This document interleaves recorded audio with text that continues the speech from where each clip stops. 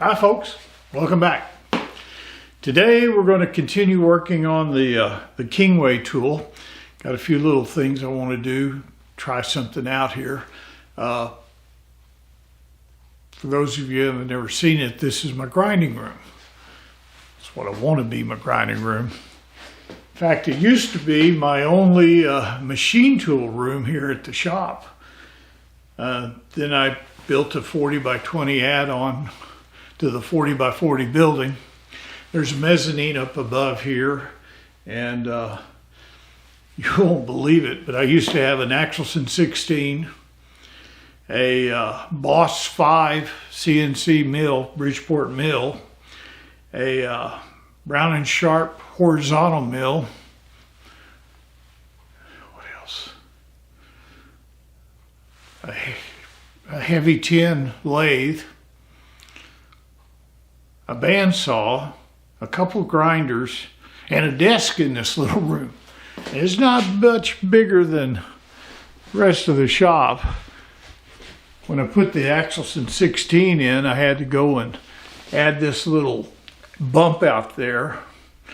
That's the other side. Got a tool grinder over there. And I got a pair of double doors there that the header will come out from above it. And get 18. Oh yeah, I had a jig grinder, or a jig bore in here at the same time, sitting in that corner. It was tight, real tight. But today, this is a room that I'm going to leave for just grinding. I moved my Dual 10 by 30 grinder in. It's all hooked up and running. Got a few little things I've been getting ready to do.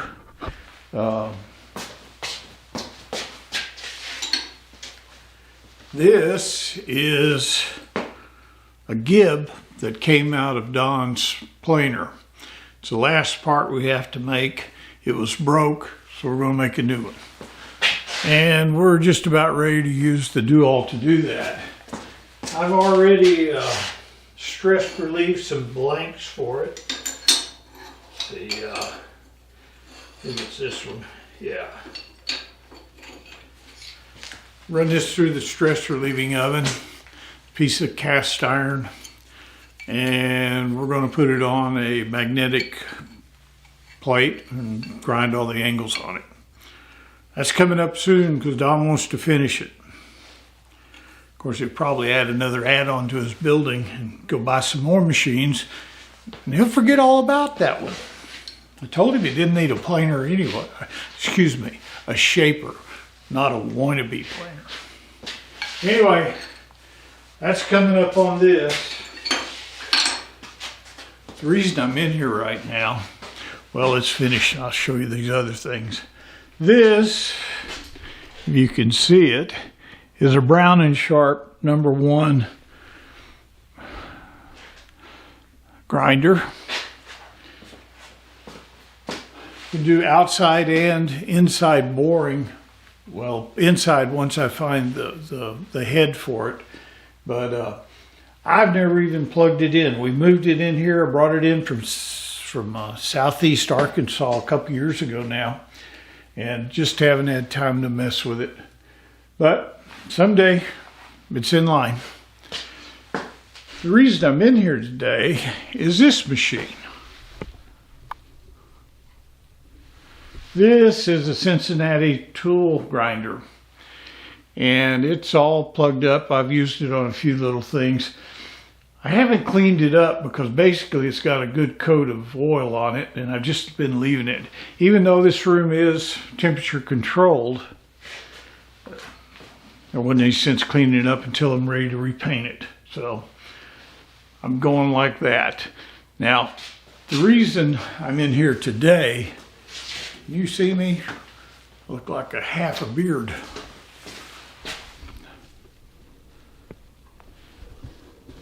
The reason I'm in here today is with the Kingway. As I said before, part of a Kingway is a precision ball on a rod that rides on one side of your ways or your V's.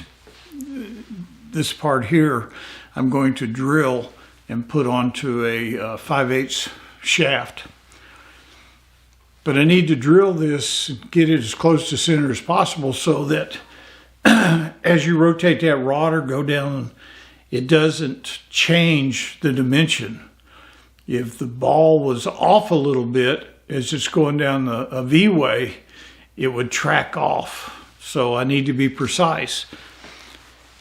And the only way I have right now of being super precise is using bob in a collet. Well, I got to digging around and I found 1 1/4 collet.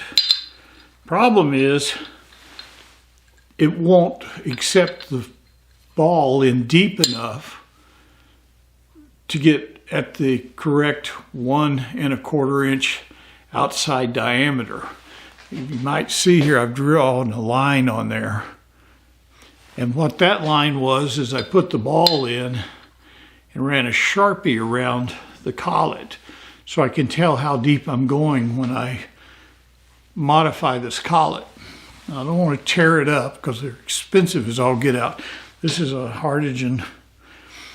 And the only reason it's not going deep enough is this little flat right in here,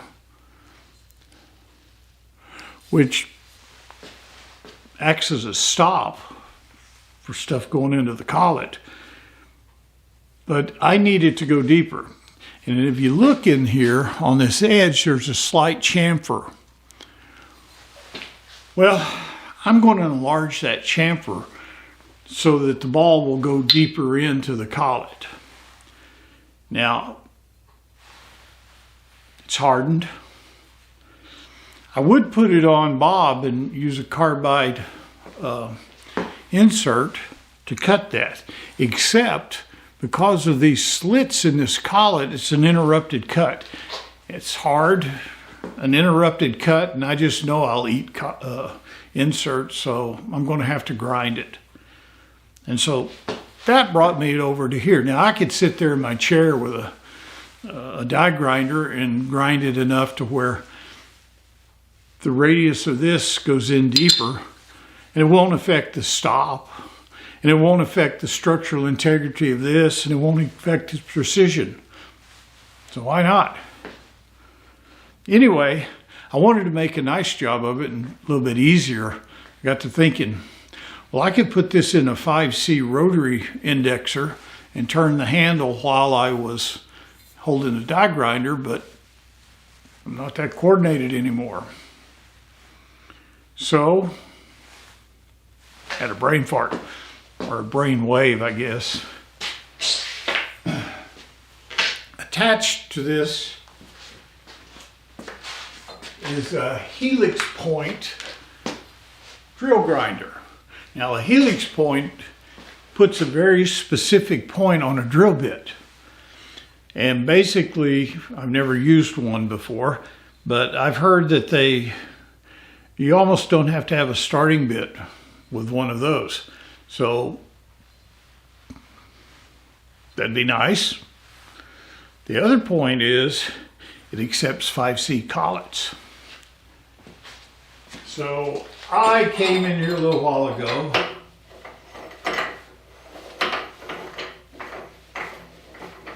Y'all see? Drawing the collet up. Now I don't care about pulling it tight, although that started to do it. Come on, ball, get out. What I care about is it holding that collet, and then with the flip of a switch, don't have to be doing this stuff anymore. I got a collet that's changing on a grinder that's used to having grinding dust all over it. So I'm not going to mess up the ways or anything on it. In fact, the ways are all encased, so you can't even get to them. Oh, I got something I want to show you before we get too far along here. That is a Grizzly grinding dust extractor. It's Got a HEPA filter on it. In fact, there's 3 different filters in here that you can replace and clean and everything. And it's all metal inside, and it's made for sucking up grinding dust. I haven't used it because I didn't notice when I ordered it. I ordered a 220 volt machine instead of 110, so I got to run 220 single phase in here. But I bought it to kind of keep the dust down. Now, over here on my grinder is one of the major contributors to grinding dust.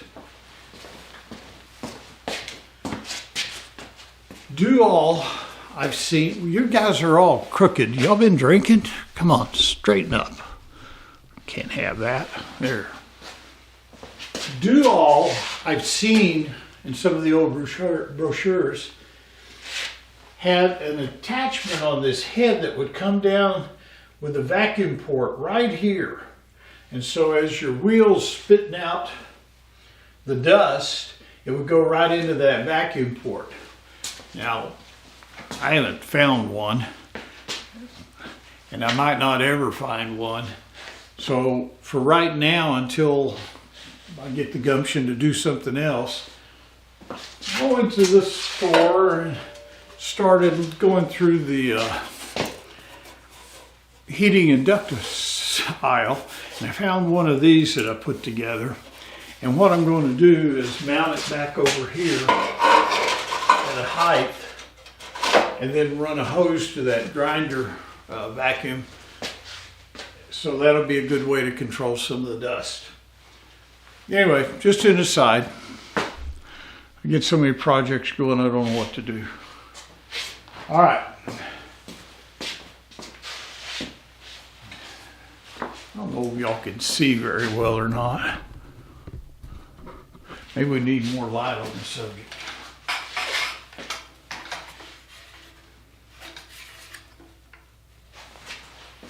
How's that?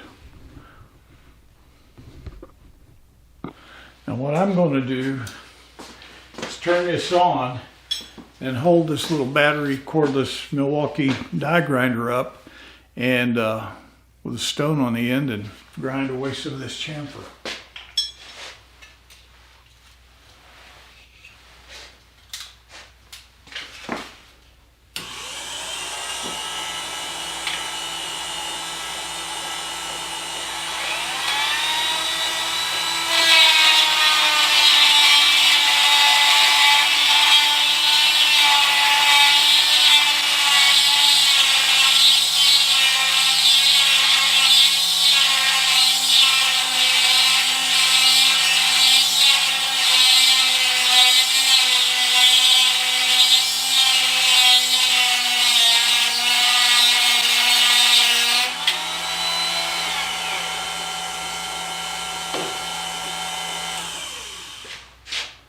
I'm sure there's a way I could hook that up to where it would do the same thing automatically.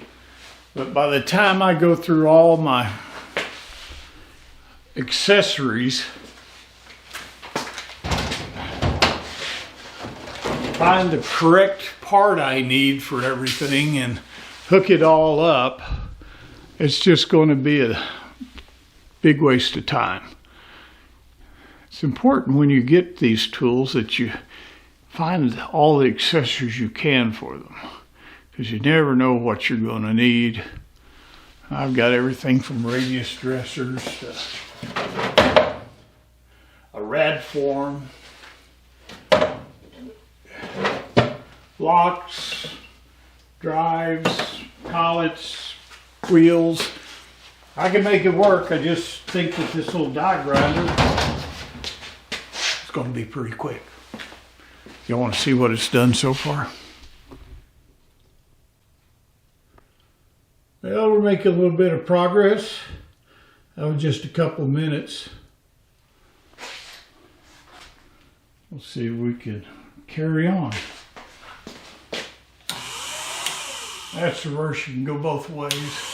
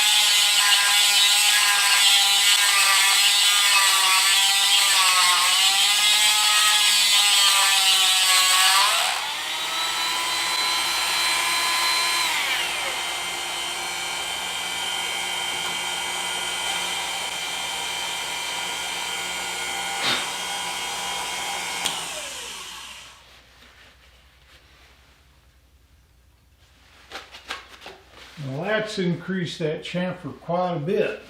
Well, that's increased that chamfer a little bit, quite a bit there. Now, just as a simple way of measuring, I just ran a line around where it fit into the pocket so I could tell if I was making any progress.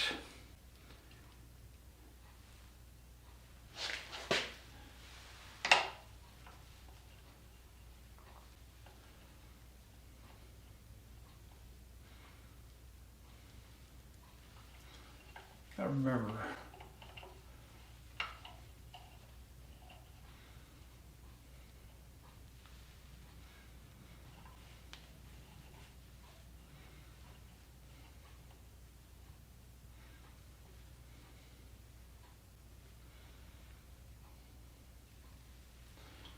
It looks like I have made pretty good progress. Just line that line up.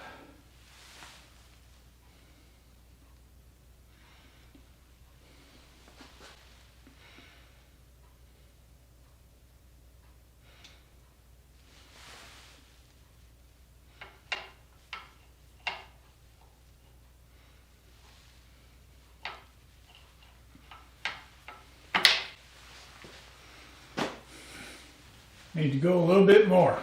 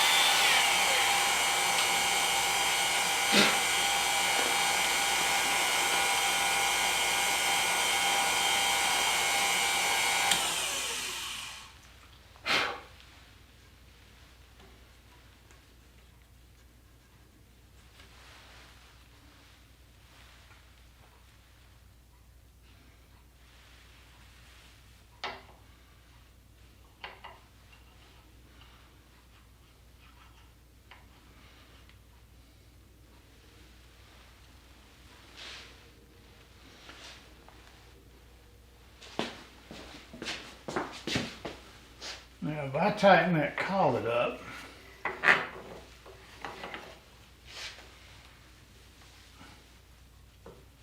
question is it getting onto the top part of that sphere? Tightened up on it. I guess the best way to measure right now is to measure from here out. We'll see. But it's working. Just going to take a minute. I'll be back. Let me go get a measure, a rule. Now what I'm doing here is this flat face of the collet allows me to put this rule up here, and it gives me something to rest against, and I can sit here and easily see if it's in 5/8 of an inch. It's 1 1/4 inches.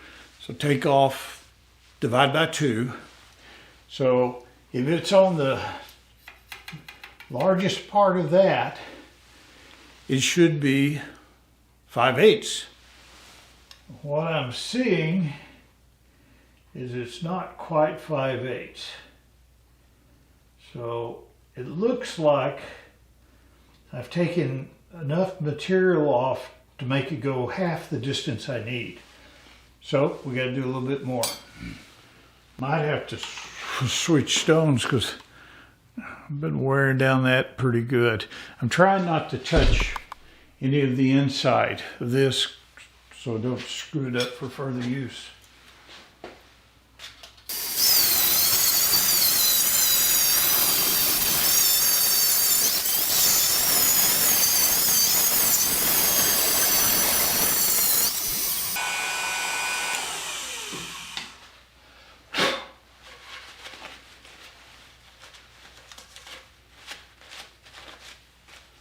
Didn't start off very fast because I didn't know how well that cheap stone would hold up. But it looks to be pretty much taking a nice even cut all the way around. Got the old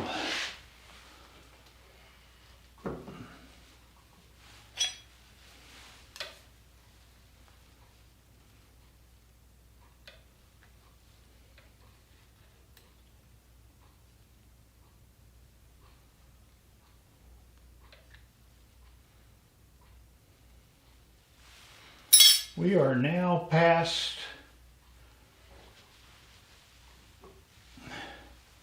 the high point, and this collet, I've got it down to 1/2 inch inside. So that means we're well past, we're 1/8 inch past the high point. So that ought to be very stable. The reason I'm doing this is because now it'll fit and bob.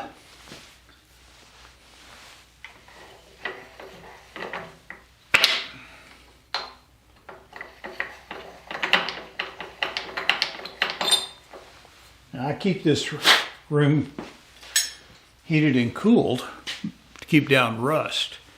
And so far it's doing pretty good. I don't know if this will do a real nice close-up of what I got going on in there. But by relieving that chamfer even more, it allows this ball to go in past the center diameter of that ball, and it'll grab it real well.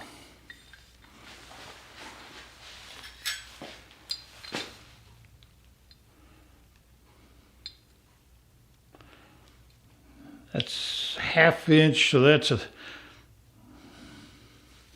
1/16 past the center diameter of that ball.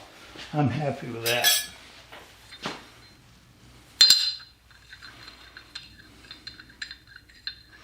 Let's go on and talk about something else. Well, I moved in here where it's a little warmer, back into the main machine shop. This turned out to be very, very easy to do, and it's going to allow me to put a precision hole in this. Once it's on bob, I can line it up and ream it perfectly for what I want to do. I've had a change of plans, change of heart, got to thinking about it, and this is a precision piece of stainless steel shafting that this ball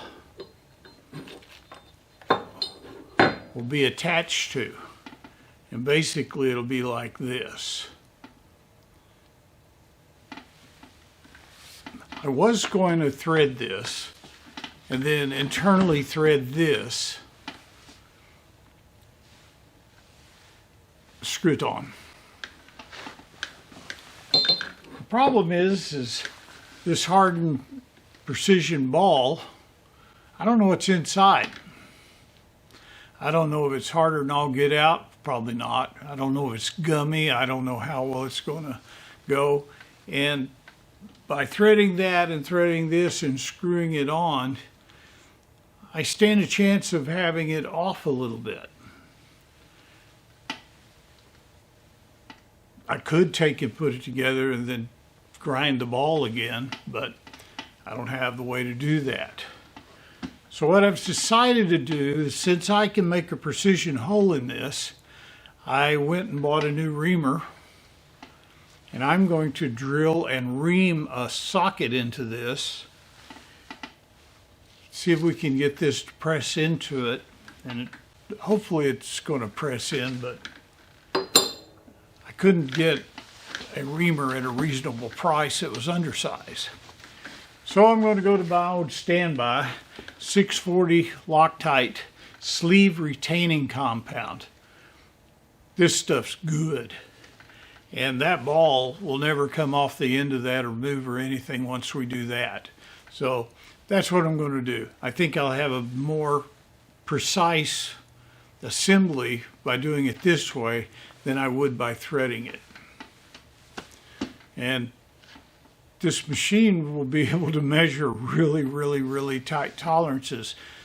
In fact, the levels on it are so precise that the first time I ever saw one used was here in this shop here by Richard King. And I think there was about 8 of us standing around watching him. He had a Bridgeport bed that he was using it on. And he always says, put it on 3 points when you start to work on it. So it was on 3 points, and we were all standing across from Richard watching how he assembled it and watching the vials adjust and all that. And he had everyone look at the vials and say, is that perfectly centered in the crosshairs or the marks? Yep. He said, okay guys, come around over here. So we all came to the other side of the table and looked again. It moved. Now this is a 6-inch thick concrete slab. The 8 of us moving around to the other side of the table made those precision vials move. We actually forced the concrete down our weight enough to where that can measure it. So that's how precise this thing is, which is good. And I'm just going to try to do the best I can with the tools that I have. Like, I could have gone and thrown a bunch of money and got a different collet, but that little hack worked. It didn't hurt the collet. It's good for other things, and I can make all the balls I want. I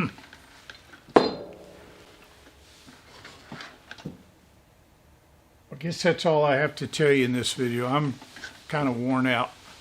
I'm going to kind of cut it short here. Now next video, I'm going to start boring the X pieces that hold the rails together. Oh, I did go buy something else. I bought a ball end mill bit, 1.25 inches.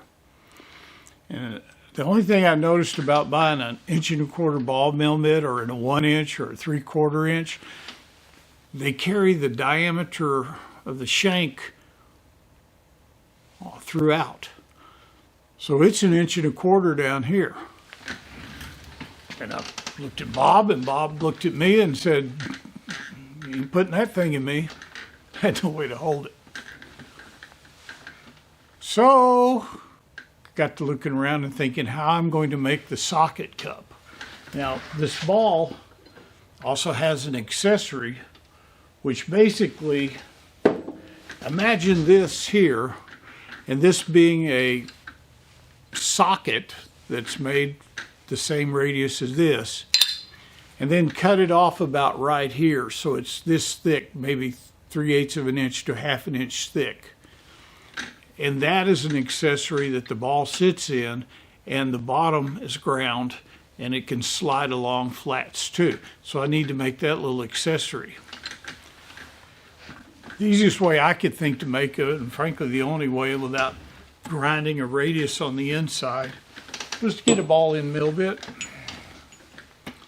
and drill that socket out. Then I'm going to heat treat it. I'm going to use some 4140 I have, and then grind it, grind both surfaces. So that way it'll be hard, and heat treat it, you know, back to hardness. And that way it'll be hard and won't ever change for the little wear we're going to do with it. That's how I'm going to make that. But how the heck do you hold 1.25 inch mill bit in anything? Bridgeport can't do it. Our collets don't go up that high. That's where having a big lathe comes in. So you get 1.25 inch tool block. That likes it. So what we're going to do is fire up the Axelson 20 when I'm ready to bore this.